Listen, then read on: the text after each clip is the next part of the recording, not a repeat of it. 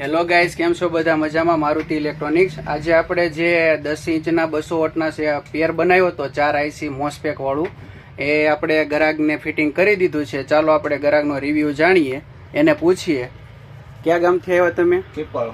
અને શું નામ છે તમારું? રોનકભાઈ મગનભાઈ સોલંકી. અને જે આપણે 10 ઇંચના જે 200 વોટના સ્પીકર નાખ્યા એ અને મોસ્પેક વાળું એમ્પ્લીફાયર તમને આપ્યું, એનું કેવું સાઉન્ડ હતું? સારું છે એનું, એકદમ મસ્ત. કાંઈ ઘટે? કાંઈ ઘટે નહીં. ઓકે ને? Okay okay. ઓકે.